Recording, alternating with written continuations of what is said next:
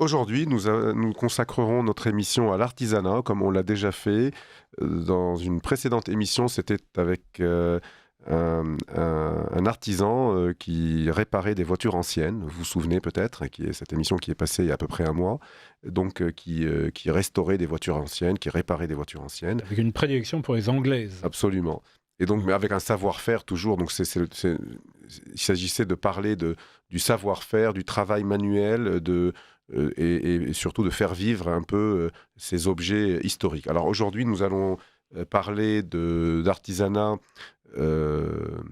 manuel aussi, bien évidemment, comme tout artisanat, j'allais dire, mais nous allons parler de costumes sur mesure, de maître tailleur. Notre invité que vous connaissez déjà, chers auditeurs, parce que c'est un animateur d'émission aussi sur Radio Courtoisie, Benoît Aguelon, donc maître tailleur à Paris. Et donc dans cette série d'émissions que nous allons faire de temps en temps sur l'artisanat, c'est la deuxième.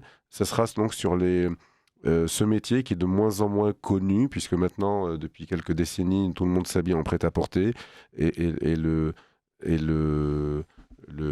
vêtement fait à la main, sur mesure ou sur commande, est devenu, est devenu un peu un produit de luxe à tort. Nous allons parler de ça et nous allons découvrir pourquoi c'est classé un peu comme un produit élitiste et de luxe, alors que finalement il pourrait être mieux connu et remis au bout du jour. Oui, remis, et puis mieux connu et mieux utilisé. Mais nous allons en parler avec notre invité. Pierre-Henri, vous avez... Comment est-ce qu'on devient tailleur déjà ? Comment et pourquoi est-ce qu'on devient tailleur ? Oui, bonjour, bonjour à tous et bonjour à tous les auditeurs que je suis heureux de recroiser aujourd'hui avec Culture et Politique. Alors, comment on devient tailleur ? Le métier de tailleur, en fait, a évolué et les gens qui deviennent tailleurs aujourd'hui ont évolué. Auparavant, je dirais jusqu'aux années 80-90, c'était une voie de garage qui était liée à l'enseignement professionnel, où effectivement l'enseignement professionnel en fait était très dévalorisé. Aujourd'hui, le métier de tailleur, qui est un métier d'artisan d'art aujourd'hui, reconnaît un petit regain parmi des profils qui sont proches du mien. Alors, je m'appelle Benoît Aguelon, je suis artisan tailleur effectivement à Neuilly-sur-Seine, Oui, juste à côté de Paris. Oui. Juste à côté de Paris. Les Parisiens ont tendance à englober la banlieue proche de Paris. Nous sommes soucieux de notre autonomie à Neuilly-sur-Seine. Donc, pour moi, c'est d'abord un changement de vie. J'ai été multidiplômé, c'est-à-dire que aujourd'hui j'ai 47 ans, donc je suis né dans les années 70. Dans les années 90, lorsque j'étais au lycée, on m'a dit il faut cumuler les diplômes parce que la moitié des métiers dans 10 ans n'existent pas encore. Et donc j'ai fait un cursus politique, mais aussi en droit, en sciences politiques, en relations internationales et puis à HEC. Et devenu consultant en stratégie, j'ai beaucoup travaillé et à un moment donné, j'ai accueilli mon premier enfant. Donc, je me suis mis comme consultant indépendant. Et à l'arrivée de mon deuxième enfant, devant gérer un petit peu les deux enfants, j'ai peu à peu fini mes missions et cherché un petit peu à faire quelque chose d'autre. Et étant connu comme un intellectuel, travaillant avec ma tête, eh bien, je me suis dit ce serait très très très marrant, effectivement, de tester le travail de ses mains. Et je suis rentré à l'école des tailleurs. De vieux tailleurs ont tenté de me décourager. De toute façon, à 30 ans, vous êtes trop vieux. Et cap ou pas cap, je relève toujours le gant. Et donc, je dis cap. Et donc, j'ai fait l'école des tailleurs qui a duré 2 ans. Et ensuite, j'ai après un temps d'apprentissage auprès de maître tailleur. Je me suis installé avec la société Blaise de Sébaste en 2014. Donc, alors, ce qui est intéressant dans votre métier, comme vous venez de le dire, c'est que c'est un métier qui s'apprend certes, mais qui surtout a besoin d'expérience et c'est du compagnonnage. En fait, il faut être formé au-delà de sa formation scolaire, j'allais dire entre guillemets technique, dans un atelier, c'est-à-dire travailler avec un maître tailleur et parfois, vous me corrigerez si je me trompe, on acquiert un peu le style de celui qu'on peut modifier après, l'adapter à sa propre personnalité. Absolument. Bon, les styles, certains styles se rapprochent. Ça revient. C'est de l'art, vous l'avez dit. Oui, c'est un métier d'art. C'est-à-dire que la tradition française veut que le point fait à la main soit aussi régulier qu'à machine. Donc, à la différence de la tradition italienne où le point fait à la main doit être légèrement irrégulier. Et à la différence de la tradition anglaise où le point est fait à la machine et doit être régulier. Donc la tradition française est vraiment très particulière et très exigeante. Donc, oui, c'est ce qu'on appelle, on vante toujours la finition, en tout cas dans l'art d'ailleurs, la finition à la française. Parce qu'elle est très, comme vous venez de le dire, j'explique un peu aux auditeurs, c'est-à-dire que la couture du vêtement est faite à la main. Donc c'est ce qu'on appelle pour les femmes la haute couture. Tout à fait. Je précise ça parce que souvent maintenant le mot sur mesure pour les vêtements masculins est galvaudé, donc on fait n'importe quoi et on appelle ça sur mesure. Mais là on parle d'artisanat, on parle de la haute couture. Voilà, de grande mesure. Voilà, grande mesure, ce qui équivaut à la haute couture chez les femmes. C'est-à-dire c'est du travail manuel. Et ce que vous venez de dire, c'est que la couture, j'explique un peu aux auditeurs, la couture du vêtement faite à la main, à la française, comme vous dites, on a du mal, un non-spécialiste aura du mal à deviner que c'est fait à la main. Alors que comme vous venez de le dire, en Italie, ça se voit tout de suite, c'est un peu brouillon. Et celui qui ne connaît pas, celui qui ne sait pas ce que c'est, enfin, qui n'est pas habitué à ça, quand il voit un vêtement italien fait à la main, il a l'impression que c'est un vêtement mal fait. Oui. Et les Italiens vous diront, mais non, au contraire, c'est pour vous montrer que c'est fait à la main. Oui, c'est exactement comme pour illustration, la couture des épaules. Vous avez la couture des épaules italienne, façon chemise, avec des fronces, ce que les artisans tailleurs français se refusent à faire, parce que ces fronces, en fait, techniquement, pour nous, elles sont rentrées à l'intérieur du vêtement. Et ça demande un travail de montage de manches qui est réservé, en fait, au maître tailleur ou à l'ouvrier tailleur. Donc, à la différence effectivement, de la tradition italienne. Donc, c'est effectivement très, très marrant de voir ceci. Je viens aussi, j'en amène le sujet sur la fonction du costume. Oui. Finalement, en fait, aujourd'hui, on dit que le costume, c'est démodé aujourd'hui. Le costume, c'est démodé, mais finalement, en fait, on est sur Radio Courtoisie. L'avant-garde, l'arrière-garde d'hier, aujourd'hui, est devenue l'avant-garde. Donc finalement, en fait, en étant en costume, on fait acte de résistance. Absolument. Et on devient une avant-garde. Le costume, en fait, et le vêtement en général, a trois fonctions. Il est premièrement une seconde peau. C'est-à-dire que nous, hommes, on ne va pas passer un quart d'heure dans sa penderie à chercher le vêtement adéquat, à la différence de nos chères épouses. Premier point, donc, et ne doit pas nous gêner dans la journée parce qu'on a d'autres chats à fouetter. Deuxième point, c'est un outil de communication non verbale. Qu'est-ce que vous voulez dire en portant un costume et de quelle manière vous le portez. Donc, j'ai par exemple un client qui, lui, axe sa communication non verbale sur la couleur de sa pochette. Donc, s'il y a une pochette blanche à liseré rouge, vert ou orange, ça voudra signifier à ses collaborateurs une certaine humeur. Voilà. Donc, ça, c'est très bien parce que lui est directeur de l'audit interne d'un fonds d'investissement. Donc, c'est un petit peu le gendarme d'un fonds d'investissement. C'est comme un sémaphore, en fait, sa pochette. Comme un sémaphore, oui, tout à fait. Ou alors, comme Christophe Barbier, avec son éternel écharpe rouge. Voilà. Donc, il y a une manière de porter le costume. Et troisième point, c'est un outil de reconnaissance entre initiés. Oui. C'est-à-dire qu'avec Richard, notamment, lors d'un événement, on s'est reconnus parce que nous avions chacun un costume tailleur. Absolument, oui. J'étais stupéfait d'ailleurs parce que vous m'aviez abordé en me demandant directement quel est le nom du tailleur qui a fait mon costume. Alors,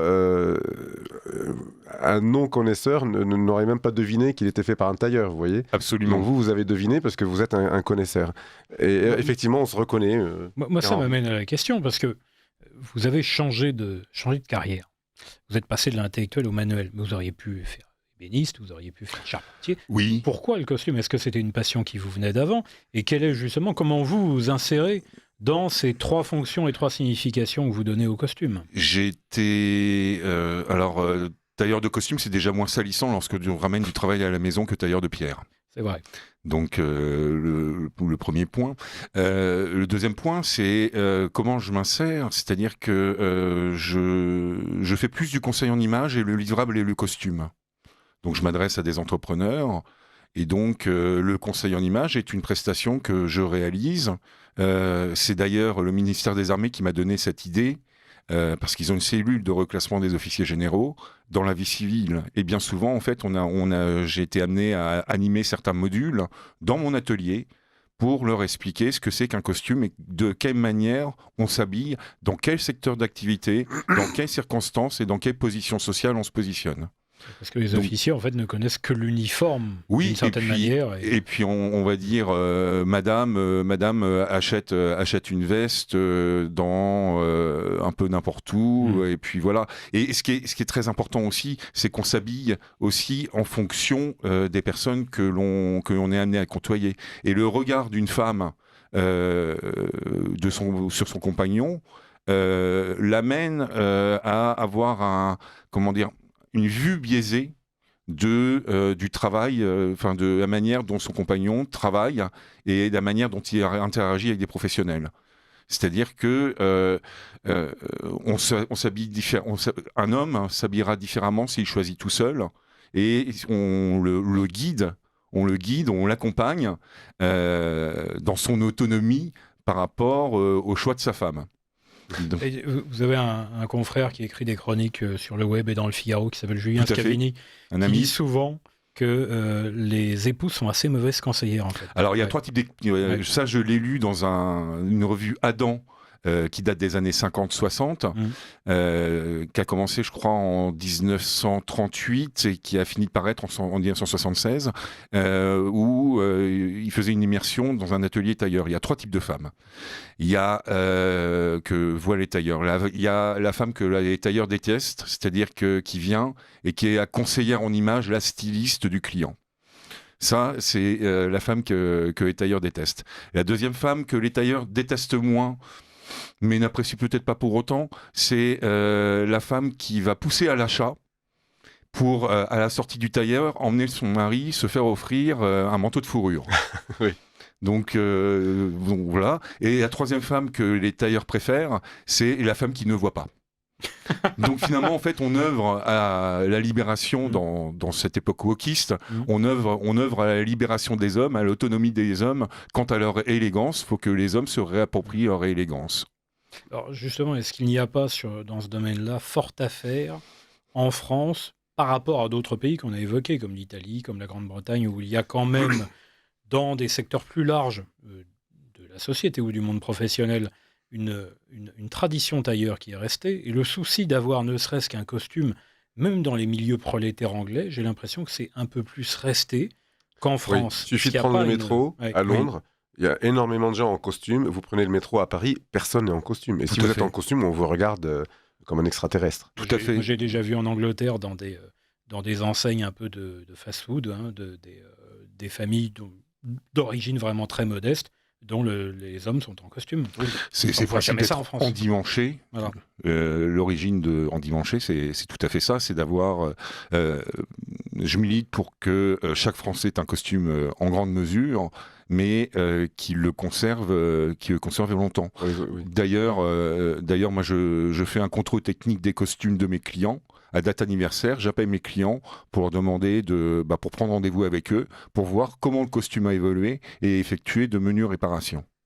Donc ça, c'est une sorte de garantie, on va être à vie du costume hors l'usure naturelle du tissu. Oui. Mais la clientèle française, alors, comment vous pourriez l'analyser sociologiquement parlant ? Ma clientèle n'est pas la clientèle française de tout le monde. On s'adresse à, typiquement, je vais vous faire le portrait robot d'un client, c'est une personne qui a la quarantaine, entrepreneur, qui est passé peut-être d'un statut salarié à un statut d'associé, et qui voit une évolution significative de ses revenus, qui finalement préfère aujourd'hui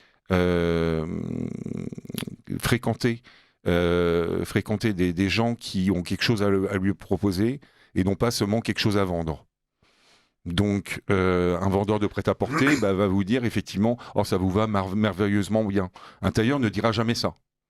Un tailleur verra toujours une petite bête, et quand le essayage se porte bien, c'est même là qu'on s'inquiète. Donc, on cherche toujours quelque chose à modifier. Le vice caché. Vice caché et tout ça. Donc, et pour pouvoir livrer, il faut que le client soit content et que nous soyons contents. Parce qu'il y a un attachement au Oui, costume. alors je dois rappeler aux auditeurs que, au-delà du travail manuel, etc., qu'on a évoqué, ce que vous venez de dire là, c'est-à-dire que le costume que vous faites, il a pour but aussi de cacher certains défauts de la Oui, morphologie, tout à fait. etc. Donc l'avantage de ce genre de costume, c'est que le tailleur, quand il fait les essayages, il va voir le défaut. Hein, je parle à votre c'est place. tout à fait ça. Oui. Voilà, il va les Allez-y. corriger. Et Oui. c'est pour ça que vous dites, je ne suis pas toujours satisfait, parce que vous voyez ce que tout le monde peut-être ne voit pas, une épaule plus haute que l'autre, un bras, C'est ça. et vous essayez, avec votre vêtement, de masquer ça au mieux. Et j'imagine que vous on voyez le masque. ces détails. Oui. On le masque, tout simplement. Oui, tout simplement. Donc, Et quand vous dites, je regarde et je ne suis toujours pas content, c'est parce que vous voyez encore un petit défaut Parce que que je l'œil vois lambda ne voit pas forcément. Je vois un petit défaut, je vois un pli qui ne devrait pas être là. Je vois une longueur de pantalon qui est parfois un demi-centimètre trop longue. Alors pour vous donner une idée, un pantalon c'est à peu près 105 cm pour une conformation normale. Et on travaille parfois, et puis avec des clients qui ont l'œil exercé, sur des longueurs de pantalon avec 2 mm d'écart. Oui, je sais, je Donc, connais ça. Oui. On fait une petite pause, on se retrouve tout de suite pour le Bobino. Vous appréciez cette émission? Alors aidez Radio Courtoisie à en produire d'autres. Rendez-vous sur soutenir.radiocourtoisie.fr. Merci d'avance. Bon, on reprend. Alors, oui, vous disiez que vous voyez ces détails. Alors, j'explique encore aux auditeurs qui n'ont peut-être pas l'habitude, c'est que le but, donc, c'est de cacher les défauts, mais ça, ce n'est pas possible en prêt-à-porter pour une simple raison que c'est standardisé et que vous pouvez faire quelque chose de déséquilibré. Oui. Pour que, une fois, en réalité, pour schématiser un peu, vous pouvez faire un pantalon ou une veste qui, lorsqu'on la tient dans les mains, la veste ou le pantalon, apparaît déséquilibré. Lorsque la personne la porte, elle paraît parfaite. Parce que c'est lui qui est, c'est son corps qui est. Alors, respecter la symétrie naturelle. C'est ça. Enfin, il n'y a pas de symétrie naturelle. Oui, la symétrie. La symétrie, oui, tout à fait, oui. Donc on respecte la symétrie naturelle, et puis et ça permet finalement en fait d'améliorer la posture de la personne.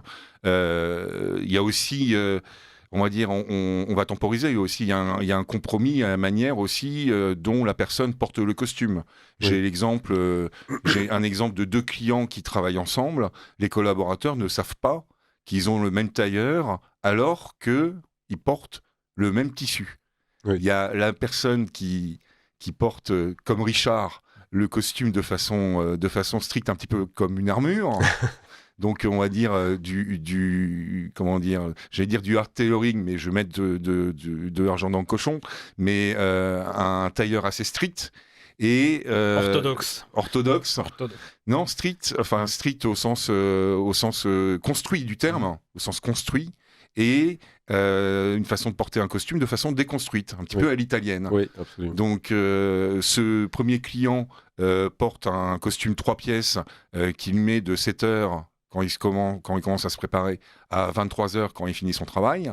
Et l'autre arrive en réunion et enlève sa veste non doublée, la met en boule et la lance à son assistante. Donc c'est une manière de travailler qui est un petit peu différente. Oui. Donc, mais avec le même tissu, on arrive à faire en sorte que les yeux non avertis, effectivement, ne voient pas qu'ils ont le même tailleur et que l'outil de communication non verbale, ici, fonctionne à plein. C'est la construction du costume qui change. C'est la construction du costume qui change. C'est-à-dire qu'à l'intérieur, il n'y a pas que le tissu. C'est ça. Un costume, c'est un petit peu comme une scène de théâtre. On a le tissu qu'on voit et puis tout ce qu'on met à l'intérieur. Oui. Donc les toiles, les plastrons, tout. On va peut-être un petit peu, pour nos éditeurs dont beaucoup sont néophytes dans le domaine, expliquer quelles sont les grandes étapes de la réalisation d'un costume à partir du moment où le client entre dans votre boutique. Alors, je n'ai pas de boutique, c'est un atelier. Je reçois directement dans mon atelier. Avec une partie salon. On parlera d'ailleurs du travail manuel et de la main-d'œuvre. Mais allez-y. Donc, on commence déjà par se poser, déterminer le besoin, l'usage, et puis ensuite, il y a une prise de mesure. La prise de mesure aboutit à la conception d'un patronage qui fait donc en 2 dimensions. Ensuite, avec un premier essayage sur une toile, Donc on passe de la 2D, on va dire, à la 3D sur le sujet. Et après, on revient en 2D, en deuxième dimension, pour faire les altérations nécessaires à la suite du premier essayage. Ensuite, le deuxième essayage sur le tissu. Donc là, c'est sur la manière dont on est sûr ou pas de sa réalisation. Donc il peut y avoir ensuite un troisième essayage, et qui peut être le dernier, ou alors un autre essayage. Donc on peut sur certaines pièces très particulières et des conformations très particulières aboutir à 3, 4, 5 essayages. C'est-à-dire que le client doit être content et nous devons être contents. Donc, et ce qui fait la valeur, ce que recherche le client, c'est que le client connaît la personne qui a réalisé le costume, et le costume porte une certaine charge affective presque, de sympathie, parce que il identifie parfaitement la personne qui l'a fait, qui a manié le tissu, et non pas la machine qui est forcément impersonnelle. Alors, moi, je voulais Alors, on a parlé un peu des différences entre la France, l'Angleterre et l'Italie, où on porte plus le costume en Italie et en Angleterre. Alors, vous avez parlé de la fonction sociale, etc. Alors, je sais, par exemple, j'allais dire, c'est une question porter un costume et une cravate, c'est aussi une question de politesse par rapport à l'interlocuteur, de respect. Oui. Je sais qu'un Japonais, par exemple, si vous le saluez, la veste ouverte, il ne vous salue pas. Il considère que c'est une insulte. C'est vrai. Hein. Oui. Donc, dans chaque pays, il y a des... Et je trouve qu'en France, c'est là où je voulais avoir votre avis. Je trouve que d'abord, on porte de moins en moins de costumes et de cravates. Et toutes ces règles ont disparu. Et nous le regrettons, j'imagine, parce que, comme on vient de le dire, c'est en perdant ces valeurs, c'est une perte de respect vis-à-vis d'autrui qui se perd. Il y a...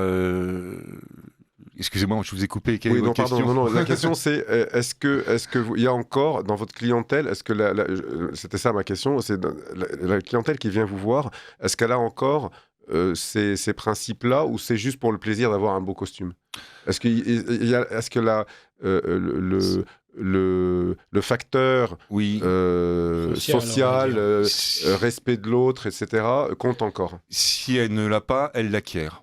D'accord. Si elle ne l'a pas, elle l'acquiert. Par exemple, j'ai des clients qui sont contraints de ne pas porter la cravate. Donc, parce que la culture de l'entreprise... par leur entreprise. Par leur entreprise, voilà. Et qui, en fait, se convertissent à la pochette, ou on se reconvertisse à la pochette. Donc, on fait œuvre un petit peu d'évangélisation. Les cravates, j'ai une petite collection de cravates. Donc, ça m'arrive effectivement de proposer, d'offrir une cravate pour finir une tenue. Ce qui me permet en fait au client de se réapproprier cet objet qui met une touche de couleur. C'est exactement comme les chaussettes. Oui. Donc les chaussettes sont forcément des mi-bas. Oui. Donc, et ensuite, si le client porte des baskets, ce qui est une insulte suprême et une faute... Costumes, et une faute incommensurable qui mérite des écartèlements, voire la décapitation en place publique, eh bien, je l'oriente vers un ami bottier.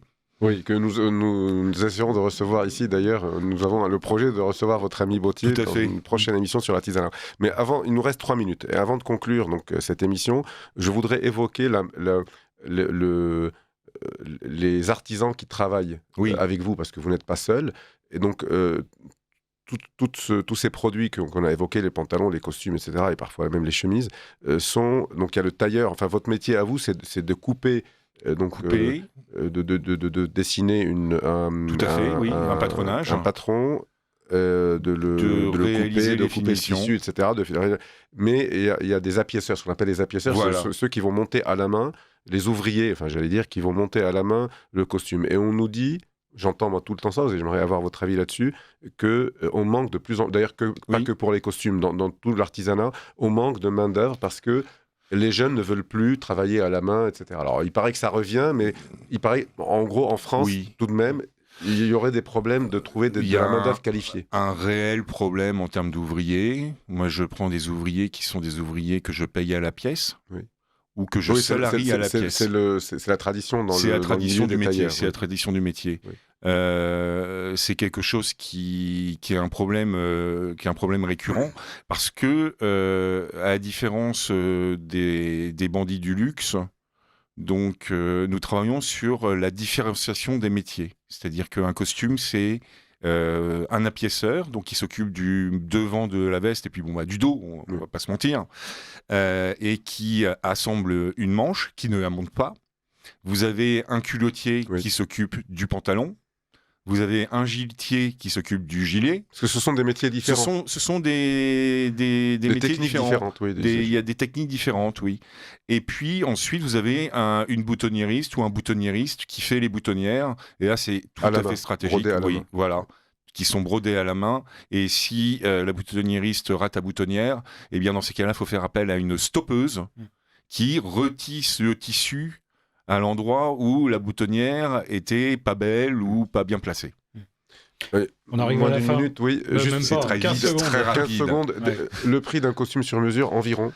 Moins cher au tarif horaire qu'un plombier. Oui. Donc, ou qu'un garagiste. Ou qu'un garagiste. Donc, on est à partir de 4 000 € pour 100 heures de travail. Et pour un costume qui durera, si on l'entretient bien, des dizaines d'années. Et qui restera beau pendant 10 ans. Voilà, et si on parle en tant que chef d'entreprise, on a un coût d'amortissement qui est imbattable. Très bien. Merci beaucoup. Merci notre invité Benoît Agleron, maître tailleur donc à Neuilly-sur-Seine, qu'on a le plaisir donc de retrouver aussi sur les ondes de Radio Courtoisie. Et quant à nous, on se retrouve dans une semaine, 17h30, pour un nouveau numéro de Culture et Politique.